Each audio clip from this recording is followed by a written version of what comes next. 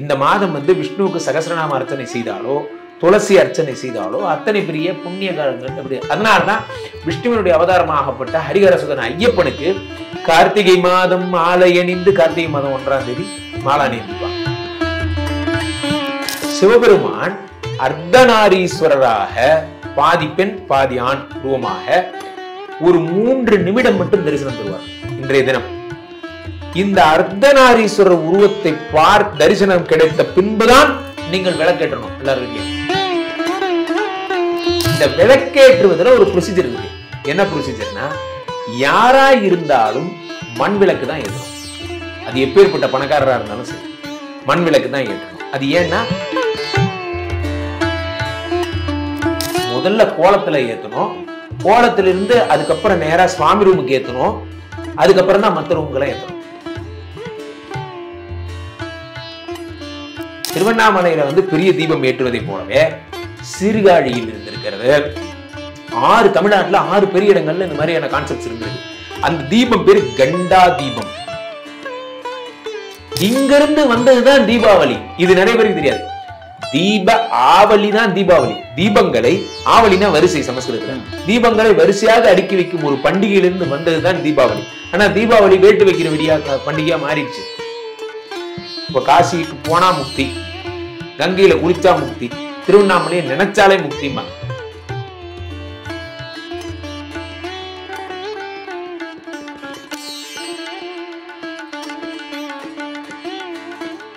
ஜாம்பவான் நேயர்களுக்கு பிரபாகரனின் அன்பு வணக்கம். இன்றைய நிகழ்ச்சியில் நம்மோடு இணைந்திருக்கக்கூடிய சிறப்பு விருந்தினர் அஸ்ட்ராலஜர் ராம்ஜி சார் அவர்கள். வணக்கம். வணக்கம். வணக்கம். எப்படி இருக்கீங்க? நல்லா இருக்கு. பல விஷயங்கள் தொடர்ந்து நம்ம உங்ககிட்ட பேசிக்கிட்டு இருக்கோம், ஜோதிட ஜாதக ரீதியாக. அந்த வகையில இது கார்த்திகை மாதம். கார்த்திகை மாதத்தினுடைய பலன்கள், சிறப்பு அதெல்லாம் எப்படி இருக்கு? கார்த்திகை மாதம் என்றாலே இது வந்து கார்கால மாதம்னு பேரு.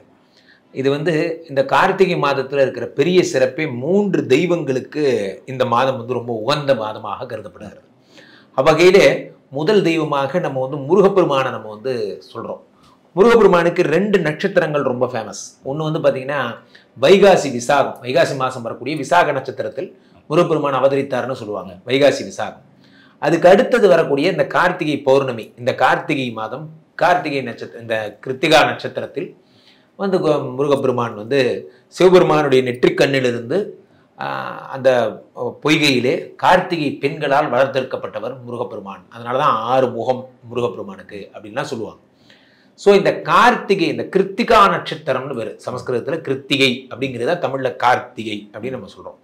ஸோ அந்த கார்த்திகை மாதம் முருகப்பெருமானுடைய சிறப்பு மிகுந்த ஒரு மாதமாக இன்றைய நாள் வீட்டில் எல்லார் வீட்லையும் மங்களங்கள் கமழ நாம் விளக்கை ஏற்றி வைத்து தொலைந்தது துன்பம் என்று எண்ணி வெளிச்சத்தை பிரகாசிப்பதன் மூலம் அதன் மூலம் முருகப்பெருமான் நமக்கு அருளாசி புரிகிறார் அப்படின்னு ஒரு நம்பிக்கை.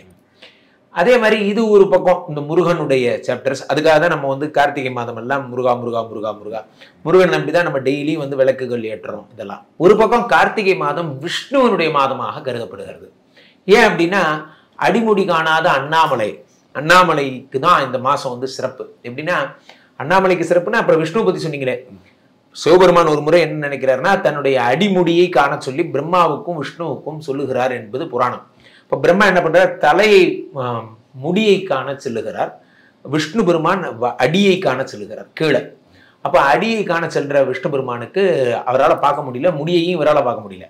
ஆனால் விஷ்ணு பகவான் வந்து ஒத்துக்கிறார் என்னால் பார்க்க முடியலன்னு.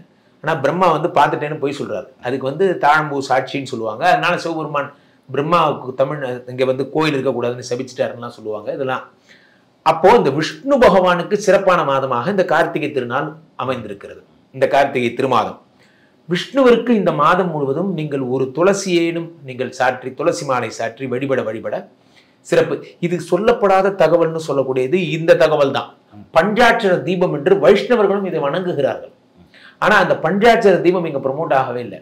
நம்ம என்ன தீபம், முருகப்பெருமானுடைய தீபத்தை மட்டுமே ப்ரமோட் பண்ணி பேசிட்டு இருக்கோம். இதெல்லாம் ஒரு பக்கம் போயிட்டு இருக்குன்னா விஷ்ணுவனுடைய மாதம்ங்கிறத யாருமே இங்க சொல்லலை. இந்த மாதம் வந்து விஷ்ணுவுக்கு சகஸ்ரநாம அர்ச்சனை செய்தாலோ துளசி அர்ச்சனை செய்தாலோ அத்தனை பெரிய புண்ணிய காலங்கள் எப்படி. அதனால்தான் விஷ்ணுவனுடைய அவதாரமாகப்பட்ட ஹரிஹரசுதன் ஐயப்பனுக்கு கார்த்திகை மாதம் மாலை அணிந்து கார்த்திகை மாதம் 1ஆம் தேதி மாலை அணிந்திப்பாங்க. ஸோ பள்ளிக்கட்டு சபரிமலைக்கு, இந்த சபரிமலை எல்லாமே பார்த்தீங்கன்னா இந்த கார்த்திகை இந்த விஷ்ணுவுக்கான மாதம் என்று ஒரு சாரார் வழிபடுறாங்க. ஒரு சாரார் சிவபெருமானுக்கான மாதமாக வழிபடுகிறார். ஏனென்றால் சிதம்பரம் பார்த்தீங்கன்னா வாயுஸ்தலம் என்று ஆகாயஸ்தலமாக அழைக்கப்படுகிறது. காஞ்சிபுரம் ஒவ்வொரு ஸ்தலம் ஒன்று மாதிரி சொல்லுவாங்க. திருச்சி திருவானைக்கா வந்து அப்புஸ்தலம், ஜலஸ்தலம். அந்த மாதிரி நம்மளுடைய இந்த திருவண்ணாமலை அக்னிஸ்தலமாக அறியப்படுகிறது. இங்கு அக்னி சுரூபமாக பெருமான் எழுந்தருளுகிறார். இந்த தினம் அக்னி ரூபமாக எழுந்தருளும் இந்த பெருமானை வேண்டி இன்றைய தினம் கார்த்திகை மாதம் வரும் பௌர்ணமியில் சிவலிங்கத்திற்கு வில்வ இலைகளால் நீங்கள் அர்ச்சனை செய்து நெய் அபிஷேகம் செய்து ருத்ராட்சத்தை நீங்கள் சாற்றி வர சிறப்பு இப்படிங்கிறது ஒரு கருத்து. ஸோ சிவபெருமானுக்குரிய திருவாசகம் போன்ற விஷயங்கள் இதெல்லாம் ஏன்னா அண்ணாமலையானே அண்ணாமலையானே அண்ணாமலை அண்ணாமலை அண்ணாமலை. இன்றைய தினம் அண்ணாமலையார் மட்டும்தான் இங்க இன்னைக்கு ஹீரோ அவர் தான் அப்படிங்கிற மாதிரி ஒரு கான்செப்ட். ஸோ இந்த 3 கான்செப்ட்ஸும் இங்க போயிட்டு இருக்கு. ஒன்று முருகன், ஒன்று விஷ்ணு, ஒன்று அண்ணாமலையார். இதுல என்ன நம்ம புரிஞ்சு கொள்ள முடியாத ஒரு விஷயம்னா, எது ப்ரமோட் ஆகாத விஷயம்னா, ஒன்று இந்த பஞ்சாட்சர தீபம் ப்ரமோட் ஆகலை. ரெண்டாவது விஷயம் எது ப்ரமோட் ஆகலைன்னா, சிவபெருமான் அர்த்தநாரீஸ்வரராக பாதி பெண் பாதி ஆண் உருவமாக ஒரு 3 நிமிடம் மட்டும் தரிசனம் தருவார் இன்றைய தினம். இந்த அர்த்தநாரீஸ்வரர் உருவத்தை தரிசனம் கிடைத்த பின்புதான் நீங்கள் விளக்கேற்றணும் எல்லார் வீட்லையும் 6 மணிக்கு. இன்று காலையிலே 6 மணிக்கு தொடங்கிய கிருத்திகை நட்சத்திரம் நாளை காலை வரை இருக்கிறது. அது வேற விஷயம். சோ இன்று அர்த்தநாரீஸ்வரர் உருவம் தான் இங்க ஸ்பெஷல்.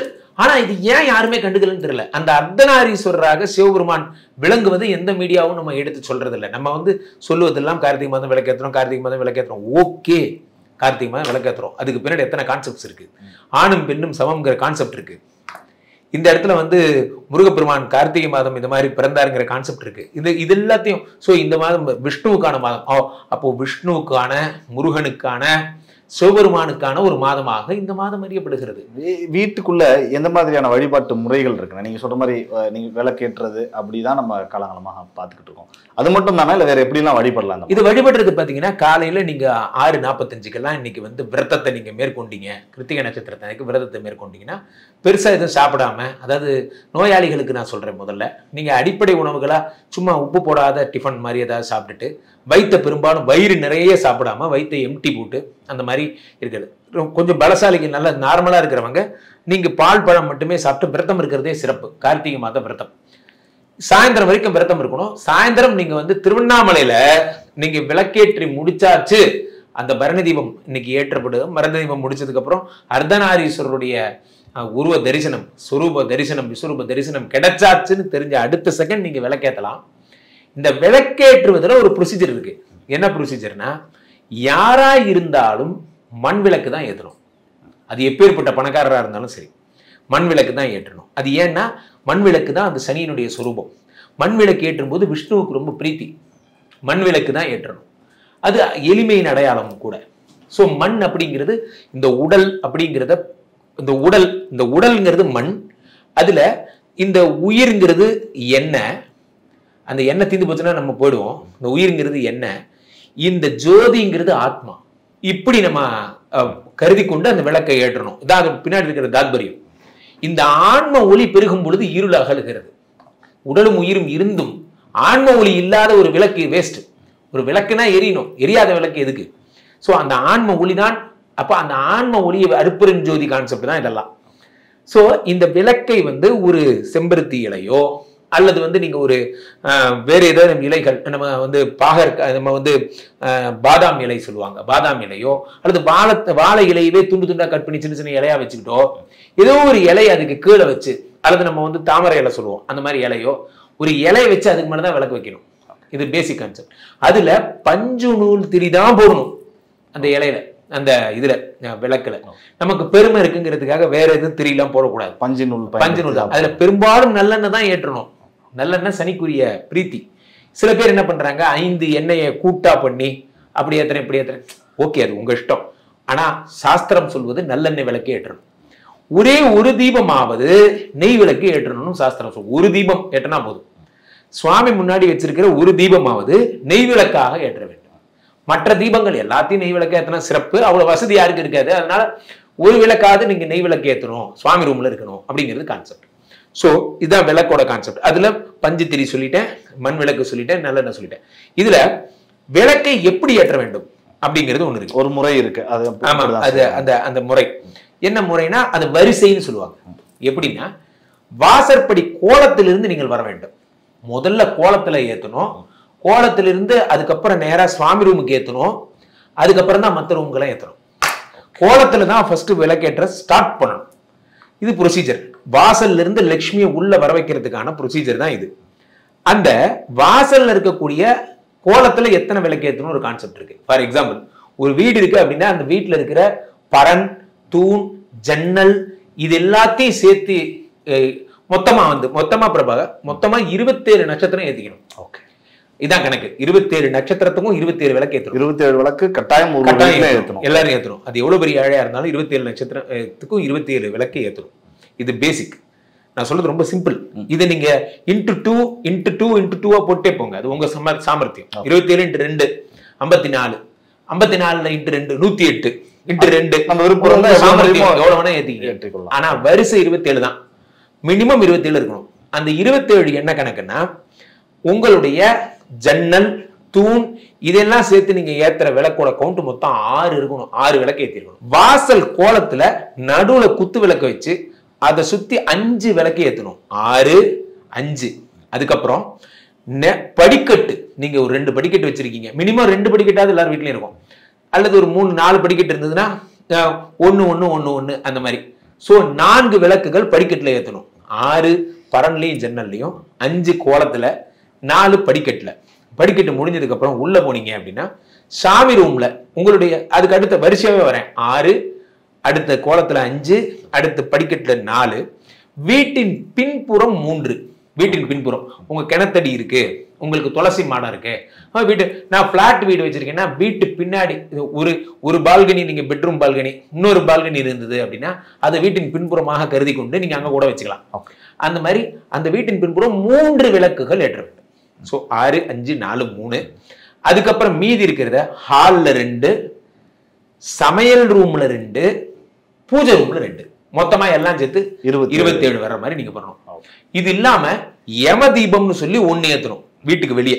யம தீபம் அந்த விளக்கு எதுக்காக அப்படின்னு பாத்தீங்கன்னா உங்களுடைய உயிர் பயத்தை சரி பண்றதுக்காக பண்ற தீபம் யம தீபம். ஸோ இந்த கணக்கு இன்டு 2 போலாம், இன்டு இது மாதிரி போலாம். இதுல வேதனைக்குரிய விஷயமே என்னன்னா அண்ணாமலையார் கான்செப்ட் நமக்கு ப்ரொமோட் ஆன மாதிரி அண்ணாமலையார் மாதிரி 6 பெரிய கோயில்கள்ல கண்டா தீபங்கள் ஏற்றும் பழக்கம் இருந்தது. இதுக்கு முன்னாடி திருவண்ணாமலையில வந்து பெரிய தீபம் ஏற்றுவதை போலவே சீர்காழியில் இருந்திருக்கிறது. 6 தமிழ்நாட்டுல 6 பெரிய இடங்கள்ல இந்த மாதிரியான கான்செப்ட்ஸ் இருந்திருக்கு. அந்த தீபம் பேரு கண்டா தீபம், பெரிய தீபம். அதை ஏற்று வச்சு வழிபடுவது. இதைத்தான் நம்ம அந்த பழக்கங்கள்லாம் அந்த ஊர்லாம் அந்த மறுவொழிந்து போய் அதுக்கப்புறம் என்ன ஆயிடுச்சுன்னா இப்ப திருவண்ணாமலை மட்டும்தான் இருக்கு. இங்க மட்டும்தான் சிறப்பு அக்னி ஸ்தலம் அப்படி தூக்கி தலைமையில வச்சுட்டாங்க, அவ்வளவுதான். மத்தபடி இருக்கிற எல்லா பழக்கங்கள்லாம் அந்த என்ன காரணம் இங்க மட்டும் அது கடைபிடிக்கிறது தொடர்ந்து தொன்று தொட்ட வழக்கம் இல்லாததுனால அந்த பழக்கம் அப்படி விட்டு போச்சு, அவ்வளவுதான், விட்டு போச்சு. இதை சார்ந்தே வரக்கூடிய பழக்கங்கள் சொக்கப்பானை சுத்துறது. சில ஊர்ல பாத்தீங்கன்னா சொக்கப்பானை சுத்துவாங்க. அது என்ன பாத்தீங்கன்னா கார்த்திகை மாதம் போகி மாதிரியே. அது என்னன்னு பாத்தீங்கன்னா இன்று தீமை ஒடிந்தது, இன்று இருள் அகன்றது அப்படிங்கிறது கான்செப்ட். சில பேர் வேட்டுகள் வைப்பாங்க. தீபாவளிக்கு மிச்சமான பட்டாசு எல்லாம் கார்த்திகை மாசம் வெடிப்பாங்க. இன்னைக்குதான் வெடிப்பாங்க. தீபாவளிக்கு எந்தெந்த பட்டாசு மிச்சமாச்சோ அது நம்ம வீட்டு பெரியவங்களே சொல்லுவாங்க, தீபாவளி எடுத்து விடா, கார்த்திகை என்னைக்கு வச்சுக்கலாம், புஷ்வானம் வச்சுக்கலாம். கார்த்திகை என்னைக்குங்கிறது வந்து ஒரு புது நாள் மாதிரி. இன்னைக்கு நாள் நம்ம கருதுறோம், இன்றிலிருந்து நாம் புதிதாக பிறந்தோம் என்று எண்ணிக்கொண்டு இந்த தீப வெளிச்சத்தை, அதுதான் இங்கிருந்து வந்ததுதான் தீபாவளி. இது நிறைய பேருக்கு தெரியாது. தீப ஆவலி தான் தீபாவளி. தீபங்களை, ஆவலினா வரிசை சமஸ்கிருதத்துல, தீபங்களை வரிசையாக அடுக்கி வைக்கும் ஒரு பண்டிகையிலிருந்து வந்ததுதான் தீபாவளி. ஆனா தீபாவளி வேட்டு வைக்கிற விடியா பண்டிகையா மாறிடுச்சு. உண்மையில தீபங்களை வரிசையா அடிக்கிற இந்த நாள் பேர் தான் தீபாவளி. இதுதான் தீப ஆவலி. அதுக்கப்புறம் தீபாவளி தான் ஆச்சு. சோ இப்போ இந்த கார்த்திகை மாதத்தினுடைய இன்றைய தினம் பேர் என்ன தானங்கள் பண்ணலாம் அப்படிங்கிறத பாருங்க. இன்றைய தினம் யாருக்கேனும் நீங்கள் ஒரு விளக்கு வாங்கி தந்தீர்களானால் அது வந்து கோடி புண்ணியமாக கருதப்படுகிறது. ஏழை எங்க வீட்டுல விளக்கேற்ற கூட வசதி இல்லைன்னா அவங்களுக்கு விளக்கு வாங்கி தந்தீங்கன்னா பெரிய புண்ணியம், மிகப்பெரிய புண்ணியம். அவங்க வீட்டுல விளக்கேற்றி வச்சிங்க சொல்லுவாங்க, சரி எனக்கு நீங்க ஒரு வேலை வாங்கி தந்தீங்க, எங்க வீட்டுல விளக்கேற்றி வச்சிட்டீங்க சார் அப்படிம்பாங்க. அந்த விளக்கேற்றி வைக்கிறது அப்படிங்கிறது நம்மளுடைய தொன்று தொட்டு நமக்குள்ளேயே அந்த மரபு. அது நம்ம சொல்லும் போதே சொல்லுவோம், வேலை இல்லாம சுத்திட்டு இருந்தேன் சார், நீங்க எனக்கு வேலை வாங்கி கொடுத்தீங்க, என் வாழ்க்கையில விளக்கேத்தி வச்சிட்டீங்க, எனக்கு இந்த சான்ஸ் கொடுத்தீங்க, என் வாழ்க்கையில விளக்கேத்தி வச்சிட்டீங்க. வாழ்க்கையில விளக்கேத்தி வைக்கிறது, அது என்ன விளக்கேத்தி வைக்கிறது? விளக்கேற்றி வைத்தல் என்பது நம் மரபு, விளக்கேற்றி கும்பிடுதல் என்பது நம் மரபு. அது அது வந்து இன்றைய தினம் நீங்க வந்து யாருக்கேனும் அன்னதானம் செய்வதோ, இன்றைய தினம் யாருக்கேனும் நீங்க வந்து துளசி மாலை தானம் பண்றதோ, இன்றைய தினம் நீங்கள் விளக்கு தானம் பண்றதோ அத்தனை பெரிய புண்ணியங்கள் என்று கருதப்படுகிறது. ஸோ இது மாதிரி கார்த்திகை மாத பலன்கள், இன்னைக்கு தானம் எது வேணா தானம் பண்ணலாம், ஆனா பெரும்பாலும் விளக்கு தானம் பண்றது. நீங்க சில பேர் என்ன நினைச்சுப்பீங்க, அப்ப காமாட்சி அம்மன் விளக்கு ஏற்றக்கூடாதா, அப்போ நான் குத்து விளக்கு ஏற்றக்கூடாதா, மற்ற மாதிரி தொங்குற விளக்குகள்லாம் எத்தனை விளக்கு வேணா ஏத்துங்க, மண் விளக்குல இந்த 27 கவுண்டிங்க முடியும். அப்புறம் நீங்க என்ன வேணா பண்ணுங்க. இதுதான் முதல்ல ப்ரியாரிட்டி. முதல்ல நீங்க அப்புறம் நீங்க என்ன வேணா பண்ணுங்க, உங்க வசதி. மகனே உன் சமத்து. ஒரு கல்யாணத்தை 5 ரூபாயிலையும் பண்ணலாம், 50 ரூபாயிலையும் பண்ணலாம், 5 லட்சத்திலையும் பண்ணலாம். அது அவன் சாமர்த்தியம், அவன் பொருளாதார நிலைமை, அவரவர் பொருளாதார நிலைமையை சார்ந்தது. 27 விளக்குங்கிறது எளிய மக்கள் கூட பண்ணலாம். ஒரு விளக்கு 1 ரூபாய் 2 ரூபாய், இது யார் வேணா பண்ணலாம். அப்படிங்கும் போது இதை தாண்டிய விஷயங்கள். இன்று சாயந்தரம் திருப்புகழ் படிக்கணும், கந்தசஷ்டி கவசம் படிக்கணும் முருகப்பெருமானை வழிபடுபவர்கள், அல்லது இன்று சாயந்தரம் விஷ்ணு சஹஸ்ரநாமம் படிக்கணும், அது படிக்கிறவங்களுக்கு அதுவும் புண்ணியம். அல்லது இன்று சாயந்தரம் சிவபுராணமோ திருவிளையாடல் புராணமோ படிக்கிறது ஒரு டைப்பு. அல்லது இன்றைய தினம் ஐயப்பனுக்கு பூஜை பண்றீங்க, அது ஒரு சிறப்பு. ஸோ இது எல்லாமே வந்து சேர்ந்ததுதான் இந்த அழகிய மாதம். திருவண்ணாமலை குறித்து கேட்கலாம். திருவண்ணாமலையில இந்த கிரிவலம் போறது அப்படிங்கிறது உலகம் முழுவதும் பார்க்கப்படுகிற நிறைய கிரிவலம் இருந்தாலும் திருவண்ணாமலை கிரிவலம் அப்படிங்கிறது லட்சக்கணக்கான மக்கள் கலந்துக்கிறாங்க. அதனோட கான்செப்ட் என்னென்ன, அதன் மூலமா என்ன நன்மைகள் வந்து சேரும்? இது நன்மைலாம் ஒண்ணு கிடையாது. இறைவன் வந்து அங்க மலையாக எழுந்தருளி இருக்கிறாருங்கிறது கான்செப்ட். இப்போ ஃபார் எக்ஸாம்பிள், இப்போ மலைகளினுடைய அரசராக குன்றிருக்கும் இடமெல்லாம் குமரன் இருக்கும் இடம் நம்ம முருகப்பெருமானம் சொல்றோம். இந்த மலைகள்ங்கிற எல்லாத்துலயும் சிவபெருமானுடைய ஸ்தலங்களாக நம்ம கருதுறோம். For example, if you go for Himachal, அந்த ஹிமாச்சல் வந்து சிவபெருமானுக்குரிய ஒரு மலையாக பனிமலை. அதே மாதிரி இது வந்து பாத்தீங்கன்னா அது பனிமலை, இது எரிமலைன்னு வச்சுக்கலாம். இது காரணம் என்னன்னா இது அக்னியினுடைய மலையாக கருதப்படுகிறது. இந்த மலைக்கு இருக்கிற சிறப்பு என்ன அப்படின்னு பாத்தீங்கன்னா, அதாவது ஒரு ஞானம் இருக்கும் பொழுது, இப்போ ஒரு தண்ணீர் இருக்கிறது. இந்த தண்ணீர் வந்து பாத்தீங்கன்னா பார்க்கடலில் துயில் கொள்கிறான் பரந்தாமன். யாரு? இவர் பெருமாளை சொல்றோம். அந்த பார்க்கடல்ங்கிறது தாயினுடைய அமுதம், பால் அப்படிங்கிறதா பார்க்கடல் அப்படிங்கிறது. சோ விஷ்ணு இங்க செயலின் வடிவமாக கருதப்படுகிறார். இயக்கம், இந்த கடல் தண்ணி அடிக்குது போது வருது, இயக்கம். இதே அந்த தண்ணீர் எல்லாம் இறுகி போய்விட்டால், அந்த இயக்கம் நின்று விட்டால் ஞானமாக கருதப்படுகிறது. அதுதான் பனிமலை. அந்த மலையில் அமர்ந்திருப்பவர் ஈசன்.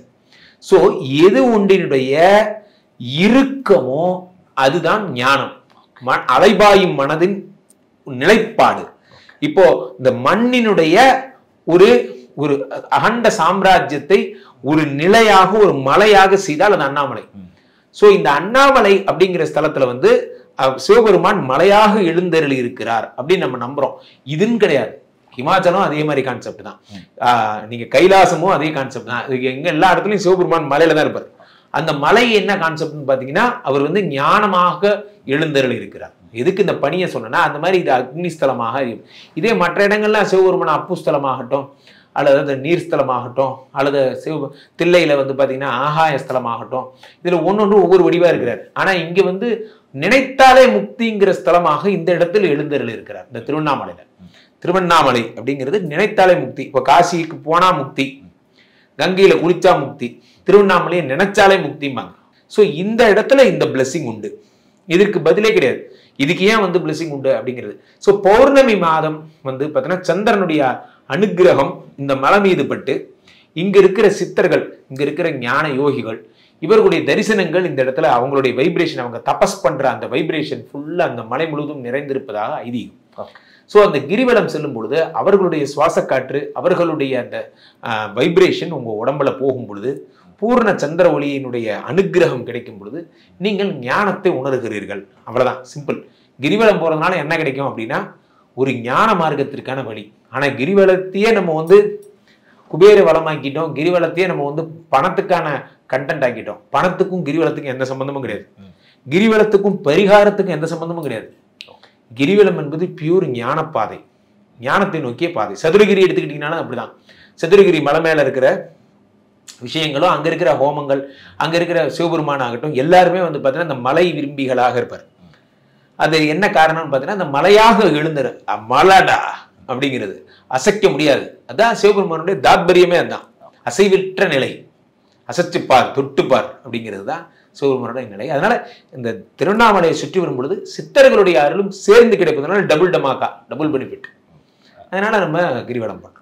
பெரும்பாலும் ஆன்மீகம் அப்படின்னாலே பெண்கள் நிறைய ஈடுபாடா இருப்பாங்க. அதுவும் கார்த்திகை மாதத்துல பெண்கள் தான் வழிபடுறது, இது எல்லாமே பெரும்பாலும் வீடுகள்ல தான் செய்வாங்க. ஆனா இந்த திருவண்ணாமலையை பொறுத்தவரை நிறைய ஆண்கள் கிரிவலம் செய்யறதையோ ஒரு பக்தியோட இருக்கிறதோ பார்க்க முடியும். அவங்களுக்குன்னு ஏதாவது வழிபாட்டு முறைகள் அவ்வளவு தூரம் நடக்க முடியாது, அதனால அவங்க நடக்கிறது இல்ல. ஏதாவது சிறப்பா தனியா ஆண்கள் வழிபடக்கூடிய முறைகள் நத்திங் ஸ்பெஷல். இதுல யார் வேணா கிரிவலம் போலாம். பெண்கள் நிறைய கிரிவலம் போறவங்களும் இருக்காங்க.